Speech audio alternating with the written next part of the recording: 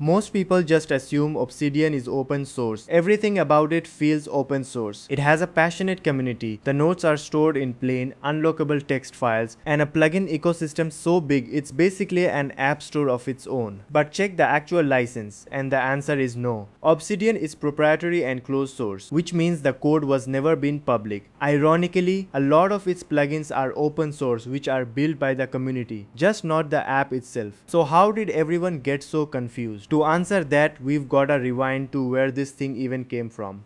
In 2020 COVID lockdowns, two software engineers, Erica Sue and Shida Lee, annoyed at every note-taking app on the market. This wasn't their first rodeo either. They'd already built an outlining app called Dynalist, but this time they wanted something different. On March 30th, 2020, Obsidian's first version goes live. Here's the part that still baffles people in the industry. They never took a single dollar of outside investment. They have only 9 employees and one of them is literally a cat. As of early 2026, with over 5 million downloads worldwide, the whole thing's been estimated to be worth around $350 million. So why do so many people assume it's open source? There are 3 reasons. First, it has a strong vocal community that feels like an open source community, and it has probably the biggest plugin ecosystem. It is so extensive, it seems like it must be community owned software. Then your data is literally plain text markdown files that don't lock you into a proprietary format. And that same local first philosophy carries through everything else. No account required, no internet needed, everything runs locally, and you decide exactly where your files live, which is probably why the plugin and theme community got so big in the first place. Since you're not boxed into someone else's server, you can make Obsidian look and behave exactly the way you want, as simple or as powerful as you need it to be. Another reason people might think Obsidian is open source is that there's a GitHub repository under Obsidian's name. That's just the plugin API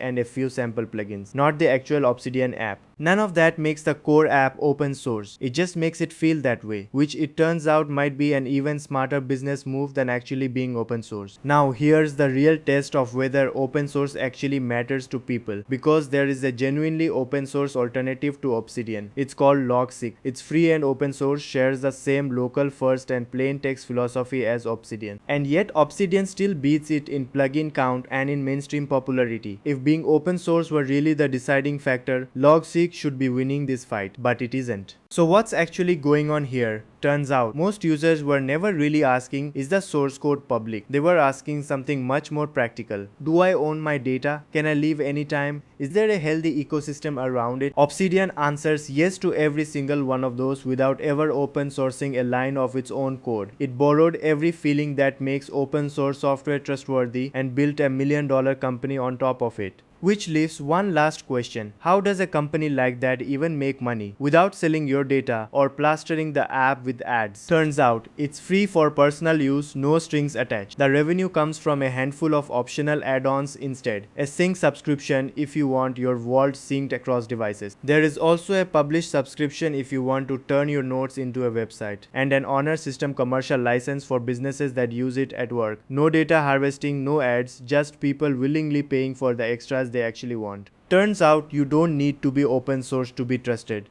You just need to never give people a reason not to trust you. Now, even though Obsidian is incredibly fast, launching it right after booting your PC can still take a while. It's a well-known issue, but I found a simple workaround. You can watch that video here.